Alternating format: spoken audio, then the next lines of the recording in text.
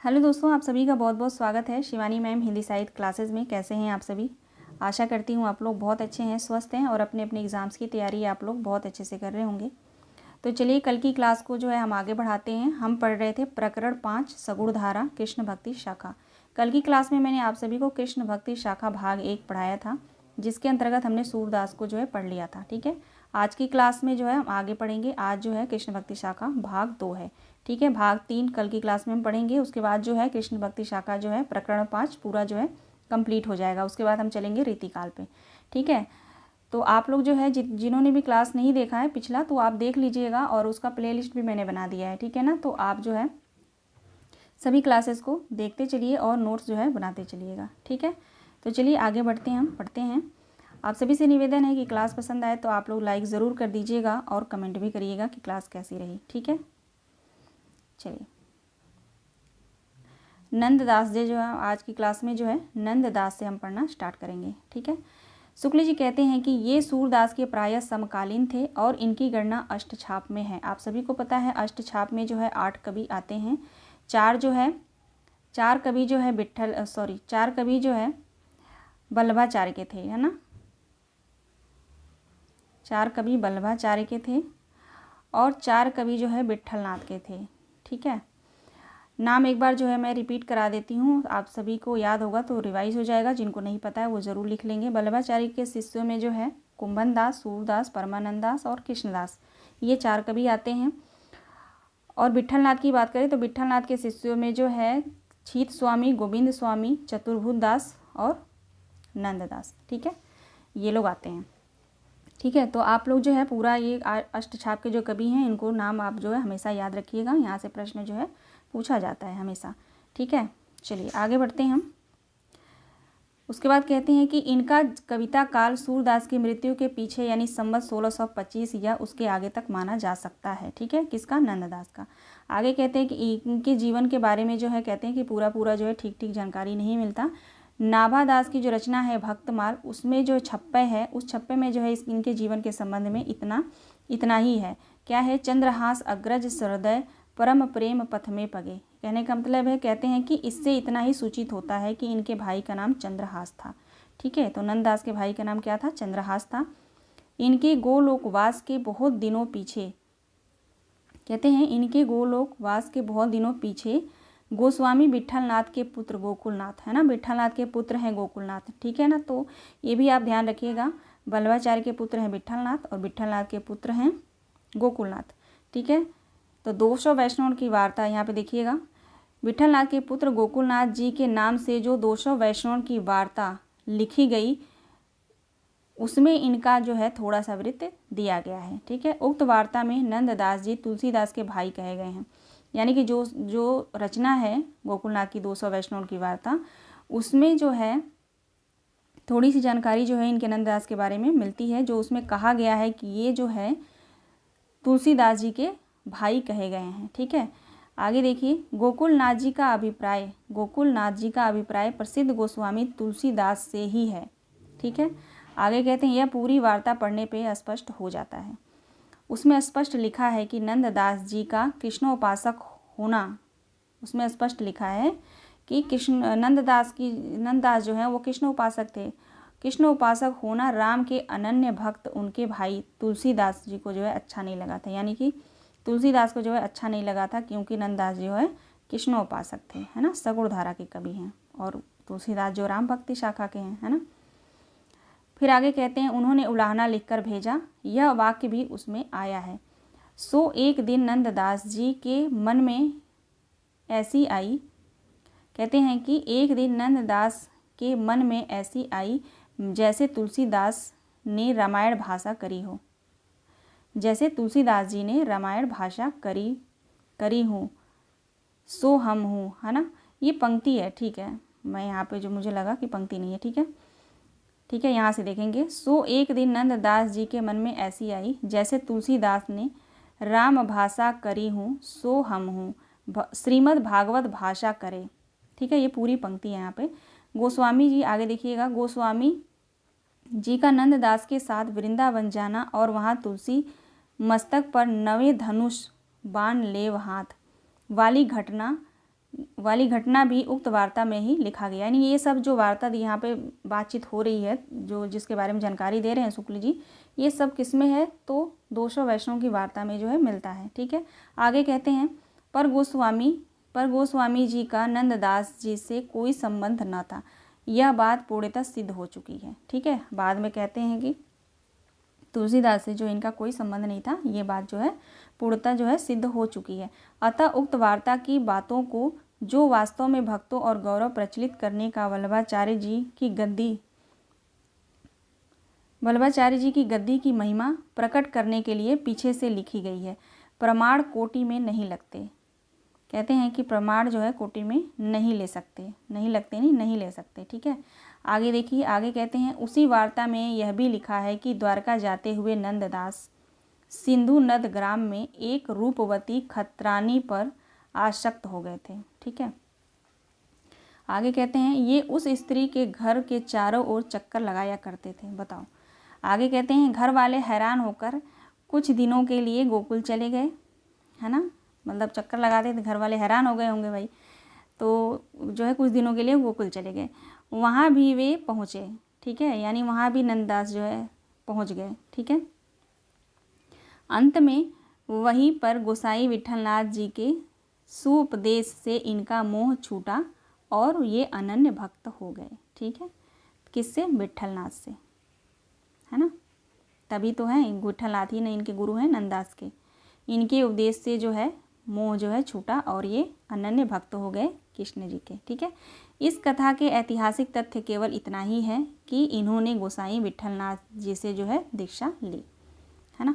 आगे देखिए, आगे कहते हैं कि ध्रुवदास जी ने भी अपनी भक्त नामावली, ठीक है, भक्त नामावली किसकी रचना है तो ध्रुवदास की है, यह आप अलग से लिखेंगे। ठीक है, भक्त नामावली में इनकी भक्ति की प्रशंसा के अतिरिक्त और कुछ नहीं लिखा। ठीक है, आगे देखिए, शुक्ल जी आगे कहते हैं अष्टछाप में सूरदास के पीछे इन्हीं का नाम लेना पड़ता है। बिल्कुल, है ना, अष्टछाप के कवियों की बात करें तो सूरदास का नाम सबसे पहले आता है, फिर नंददास का आता है, बिल्कुल आता है ना, नाम जो है लेना पड़ता है। आगे कहते हैं इनकी रचना भी बड़ी सरस और मधुर है। इनके संबंध में यह कहावत प्रसिद्ध है कि और कभी गढ़िया नंददास जड़िया। ठीक है, तो ये कथन कई बार पूछा गया है, तो आप ध्यान रखिएगा नंददास का है, जबकि नाम से ही प्रतीत होता है। लेकिन कभी कभी स्टूडेंट्स के मन में कन्फ्यूजन होता है कि जैसे जो न्यू स्टूडेंट होंगे, जो अभी तैयारी कर रहे होंगे, उनके मन में आएगा कि इस पंक्ति को लेकर कि एक कभी गढ़िया नंददास जड़िया, कभी भी पंक्ति दी जाती है तो याद रखिएगा जल्दी से उसमें नाम जो है नहीं दिया जाता है, लेकिन इस पंक्ति में नंददास का नाम है तो कन्फ्यूज मत होइएगा, होना आप कोई भी स्टूडेंट कन्फ्यूज नहीं होगा कि ये जो पंक्ति है नंददास की नहीं है। ठीक है, हर स्टूडेंट की बात नहीं कर रही मैं, कुछ स्टूडेंट है जो कन्फ्यूज हो जाते हैं कि नंददास दिया है तो आयु जो पेपर बनाता है वो इतना जो वो नहीं है कि पंक्ति में जो है सीधे डायरेक्ट जिसकी पंक्ति है उसी का नाम दे दे, है ना, मेरे कहने का मतलब ये है। ठीक है, चलिए आगे बढ़ते हैं।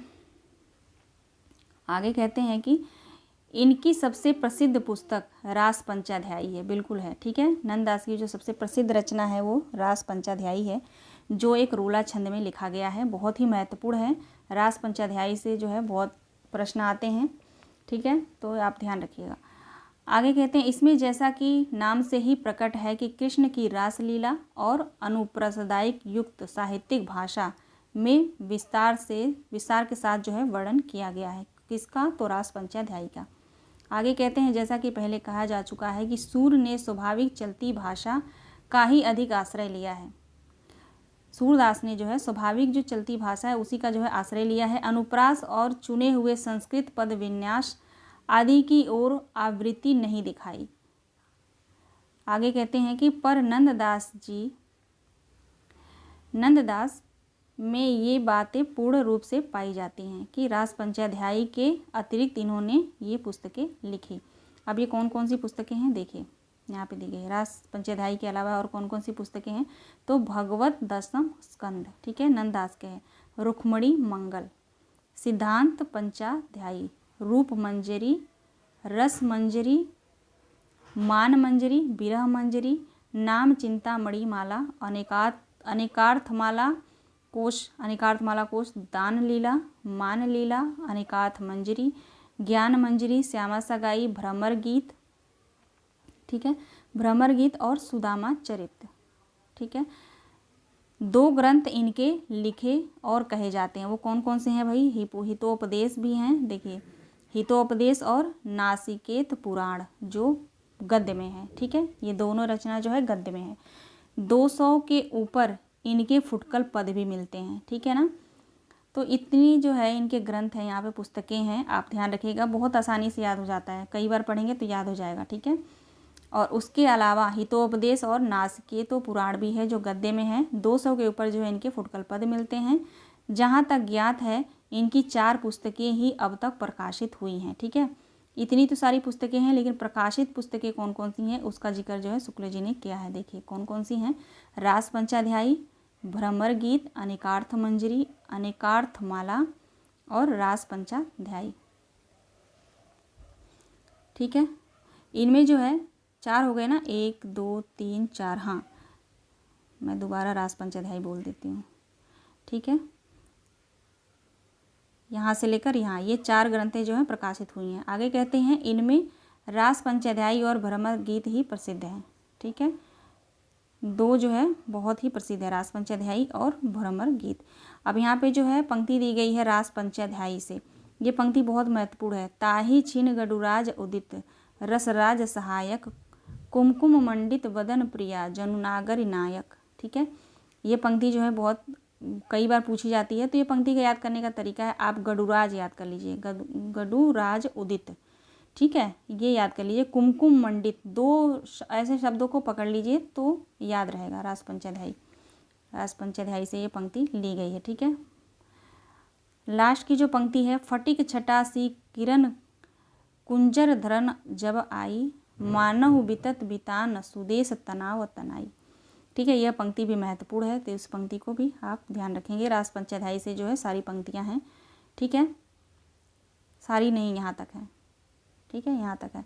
बाकी जो नीचे जो पंक्ति दी गई है वो भ्रमर गीत से है, जो मोस्ट इम्पॉर्टेंट है। भ्रमर गीत से जो है पंक्ति है दी गई है। ठीक है, जब मैं कविता आप सभी को पढ़ाऊँगी यूनिट 5, तो वहाँ पे जो भ्रमर गीत की जो पंक्तियाँ हैं, है ना, वो सारी पंक्तियाँ जो मैं आप सभी को पढ़ाऊँगी और वहाँ से हम प्रैक्टिस भी करेंगे। ठीक है, कहन श्याम संदेश एक, मैं तुम पे आयो, कहन समय संकेत कहूँ, अवसर नाही पायो, सोचत ही मन में रहो, कब पाऊँ इक ठाऊँ, कहीं संदेश नंदलाल को, बहुरी मधुपरी जाऊँ।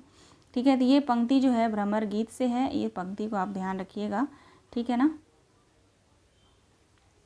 सारी पंक्ति। उसके बाद हम आते हैं कृष्णदास पे। कृष्णदास पे, ठीक है, शुक्ल जी कहते हैं कृष्णदास के बारे में कि ये भी वल्लभाचार्य के शिष्ट और अष्टछाप में है। ठीक है, ये जो है वल्लभाचार्य के शिष्य हैं और अष्टछाप में हैं। अब देखिए इस पुस्तक में जो है अलग अलग बातें लिखी गई हैं, कही गई हैं। अब नंददास जो है वहाँ पे लिखा गया था अष्टछाप के कवि हैं, लेकिन किसके शिष्य हैं ये जो है आप जब पूरा डिटेल में पढ़ेंगे तो आपको पता चलेगा। लेकिन यहाँ पहले ही लाइन में जो है लिख दिया गया है कि वल्लभाचार्य के शिष्य थे। तो आप लोग एक काम करिए, जो मैंने पहले बताया स्टार्टिंग में ही कि 8 थे, 8 को जो है अलग अलग आप लोग लिख लीजिए, है ना। चलिए, कहते हैं कि ये भी भले वल्लभाचार्य के शिष्य और अष्टछाप में थे। यद्यपि ये शूद्र थे, पर आचार्य जी के बड़े ही कृपा पात्र और जाति के शूद्र थे, लेकिन आचार्य जी के बड़े कृपा पात्र और मंदिर के प्रधान मुखिया भी हो गए थे। 84 वैष्णव की वार्ता में इनका कुछ वृत्त दिया हुआ है। एक बार गोसाई विठलनाथ जी से किसी बात पर अप्रसन्न होकर इन्होंने इनकी ड्यूटी बंद कर दी, पर इस पर जो है गोसाई विठलनाथ के कृपा पात्र महाराज बीरबल ने इन्हें कैद कर लिया। ठीक है, यहाँ से पढ़ते हैं दोबारा। ठीक है, देखेंगे 84 वैष्णव की वार्ता में जो है इनका कुछ जो है वृत्त मिलता है। कहते हैं शुक्ल जी एक बार गोसाई विठलनाथ जी से किसी बात पर जो है या प्रसन्न होकर इनकी गद्दी इन्होंने जो है इनकी ड्यूटी बंद कर दी थी, पर इस पर गोसाई विठलनाथ जी के कृपा पात्र महाराज बीरबल ने इन्हें कैद कर लिया था। ठीक है, किसको? तो कृष्णदास को। पीछे आगे कहते हैं कि पीछे गोसाई जी इस बात से बड़े दुखी हुए, है ना।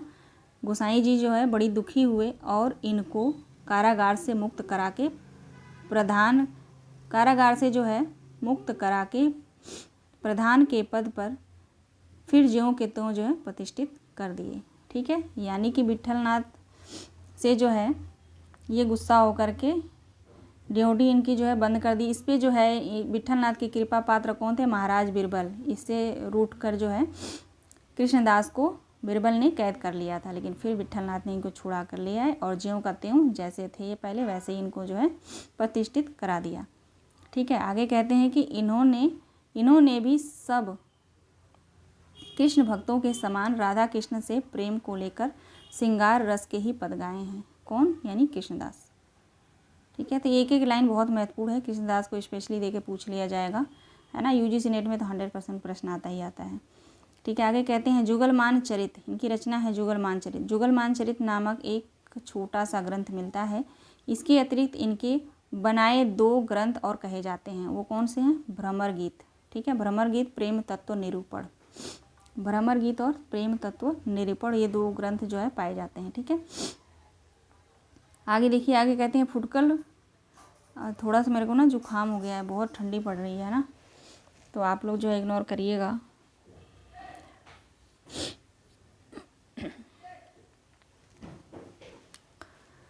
देखेंगे भ्रमर गीत, प्रेम तत्व निरूपण, 2 रचनाएं हैं इनकी। ठीक है, हाँ चलिए, उसके बाद कहते हैं कि फुटकल दोहों के संग्रह इधर उधर मिलते हैं। सूरदास और नंददास के सामने इनकी कविता साधारण कोटि की है। इनके कुछ पद भी नीचे जो दिए जाते हैं, यानी इनकी जो सूरदास और नंददास के समान जो है इनकी कविता जो है उतनी प्रचलित नहीं है, साधारण कोटि की है। ठीक है, इनकी जो है पंक्ति यहाँ पे दी गई है। तरन तनया तट आवत है प्रात समय, कंदूक खेलत देखियो आनंद को कदवा। यही कृष्णदास होते हैं जो मीराबाई को जो है मंदिर में घुसने नहीं देते हैं। ठीक है, अभी आपको आगे जो है पढ़ने को मिलेगा, क्योंकि मीराबाई जो है किसकी भक्त रहती हैं? आप लोग कमेंट के माध्यम से बताइएगा। मीराबाई जो है किसकी शिष्या होती हैं? भक्त नहीं, किसकी शिष्य होती हैं? ठीक है, ज़रूर बताइएगा आप लोग कमेंट के माध्यम से। ठीक है, इस पंक्ति को आप लोग ध्यान रखिएगा। हम आगे बढ़ेंगे। ये पंक्ति मोस्ट इंपॉर्टेंट है। मोह मन गिरधर छवि पर अटक्यो, मेरा मन जो है गिरधर छवि पर अटक्यो, ललित त्रिभंग चाल पे चल के चिबुक चार गढ़ अटक्यो। ठीक है, ये पंक्ति जो है बहुत महत्वपूर्ण है, कृष्णदास का है, पूछा जाता है, आप लोग ध्यान रखिएगा। ठीक है, आगे देखिए, कहते हैं कि इसी अंतिम पद को गाकर कृष्णदास जी ने जो है शरीर छोड़ा था। इनका कविता काल संवत 1600 के आगे पीछे माना जा सकता है। ठीक है ना। अब आते हैं चौथे कवि परमानंद दास। पूरे जो है कृष्ण भक्ति शाखा में 17 कवि हैं टोटल। ठीक है ना। अब हम आते हैं चौथे कवि परमानंद दास। परमानंद के बारे में कहते हैं शुक्ल जी की यह भी वल्लभाचार्य जी के शिष्य थे और अष्टछाप में जो है गिने जाते हैं। ये संवत 1606 के आसपास वर्तमान थे। इनका निवास स्थान कन्नौज में था। परमानंद दास कहाँ के थे? कन्नौज के थे। यहीं से ये कान्य कुब्ज अनुमान किए जाते हैं। अत्यंत तन्मयता के साथ बड़ी ही सरलता से जो कविता करते थे। कहते हैं कि इनके किसी एक पद को सुनकर आचार्य जी कई दिनों तक बदन की सदु भूले रहे।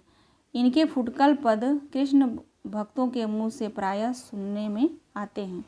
इनके जो फुटकल पद हैं वो कई बार जो है सुनने को मिलते हैं, जो कृष्ण भक्त हैं उनसे। ठीक है, आगे कहते हैं इनके 835 है ना, 835 पद परमानंद सागर में हैं।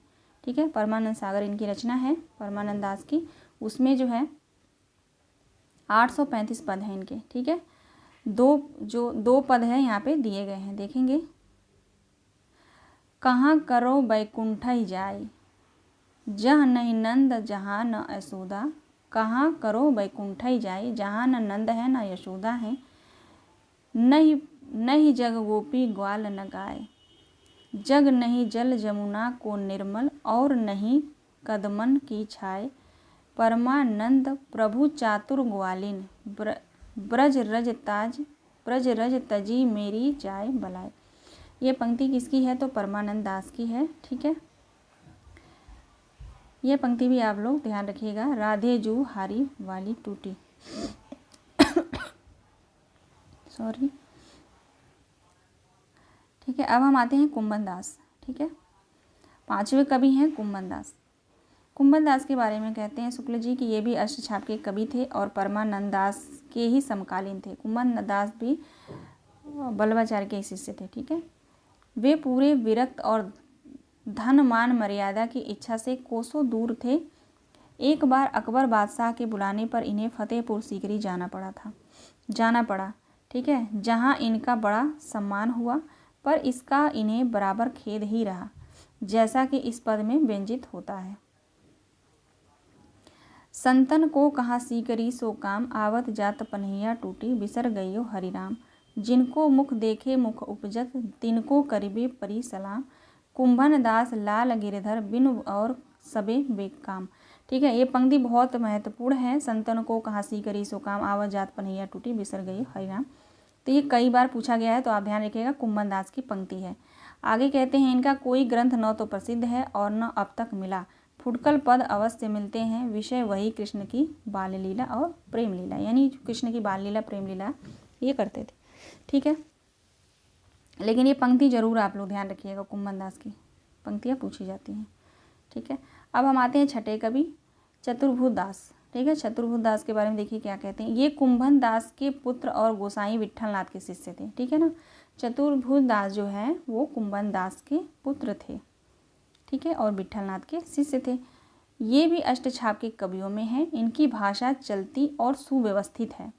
तो आप चतुर्भुज दास के संबंध में असत्य कथन कौन सा है, ऐसा क्वेश्चन आ सकता है। तो एक लाइन यहाँ पे इसे दिया जा सकता है कि इनकी भाषा चलती और सुव्यवस्थित थी।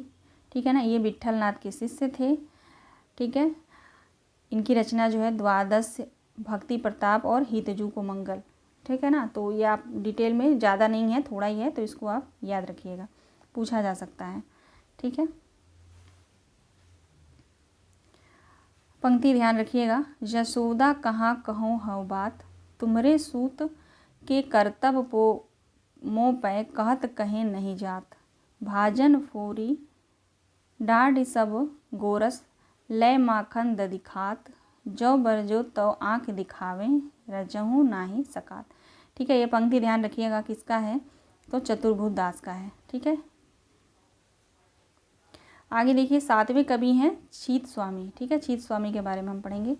छीत स्वामी विट्ठलनाथ जी के शिष्य और अष्टछाप के अंतर्गत आते हैं। ठीक है, ये भी जो है विट्ठलनाथ के शिष्य थे और अष्टछाप के कवि हैं, अष्टछाप में जो है आते हैं। ठीक है, आगे कहते हैं पहले ये मथुरा के एक सुसंपन्न पंडा थे। पहले जो है मथुरा में ये जो बहुत सुप्रसिद्ध जो है पंडा थे, और राजा बीरबल ऐसे लोग जिनके जजमान थे। यानी जो है मथुरा में सुप्रसिद्ध जो है पंडा थे और राजा बीरबल ऐसे लोग इनके जजमान थे। ठीक है, आगे कहते हैं कि पंडा होने के कारण ये पहले बड़े अक्कड़ और द्वंद्व किस्म के थे। ठीक है, अक्कड़ स्वभाव के थे, खड़ूस थे यानी, है ना। आगे कहते हैं कि पीछे गोस्वामी विट्ठलनाथ जी से दीक्षा लेकर परम शांत भक्त हो गए। ठीक है, चलो आगे कहते हैं कि और श्री कृष्ण का गुणानुवाद करने लगे, है ना, यानी कृष्ण के भक्त हो गए। इनकी रचनाओं का समय संवत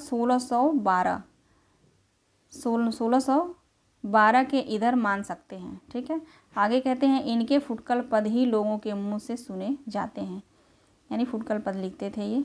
आगे कहते हैं शुक्ल जी की इनके फुटकल पद ही लोगों के मुंह से सुने जाते हैं या इधर उधर संग्रहित मिलते हैं। ठीक है, आगे कहते हैं कि इनके पदों में श्रृंगार के अतिरिक्त ब्रजभूमि के प्रति प्रेम व्यंजना भी अच्छी पाई जाती है। ठीक है, यहाँ पे जो है कुछ पंक्ति दी गई है। हे विधना तोसो अचरा पसारी, मांगो जन्म जन्म दीजो यही ब्रज बिसिबो। पद इन्हीं के, ये जो पद है ना इन्हीं के हैं। किसके, तो मैं भूल ही गई, छीत स्वामी। किसके हैं, छीत स्वामी के, है ना। आगे देखेंगे भोर भये नवकुंज सदंते, आवत लाल गोवर्धन धारी, लटपट पाग मरगजी माला, शिथिल अंग डगमग गति न्यारी। ठीक है ना, चतुर्भुज छीत स्वामी के जो है यह पंक्ति है। आगे देखेंगे हम गोविंद स्वामी।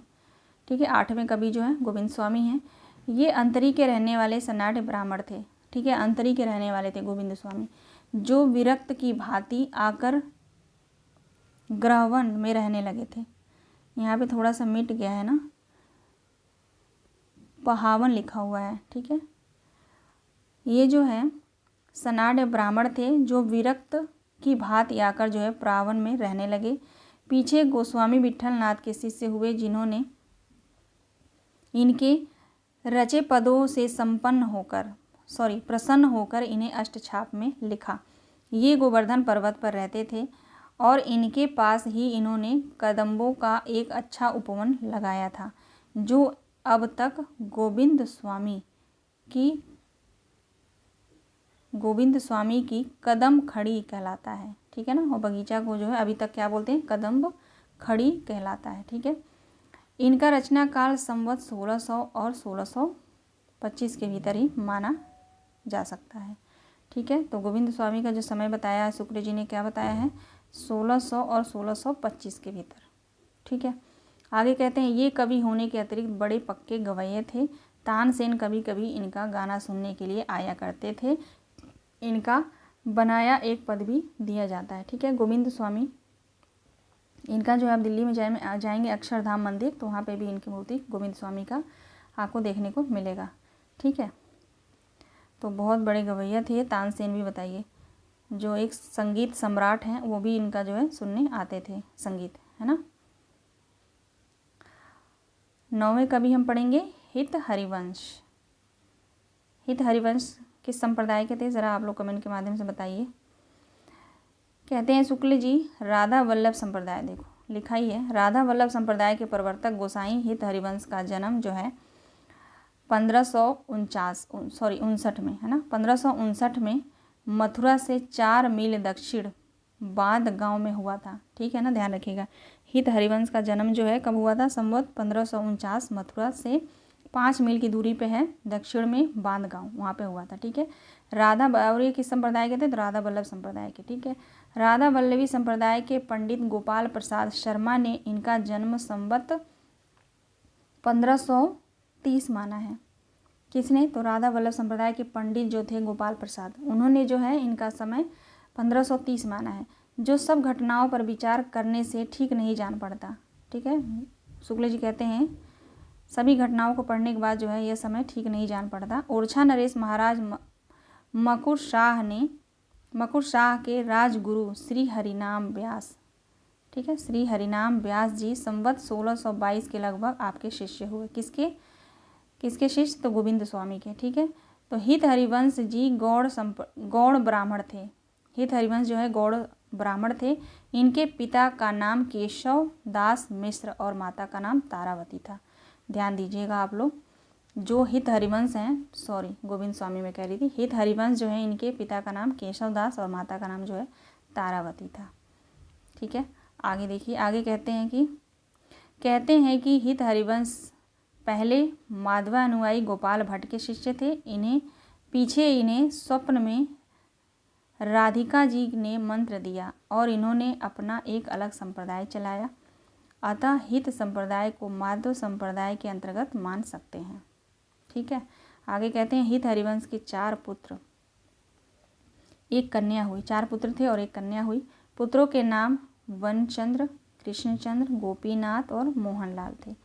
ठीक है, गोसाई जी ने संवत 1582 में श्री राधा वल्लभ जी की मूर्ति वृंदावन में स्थापित की और वहीं विरक्त भाव से रहने लगे।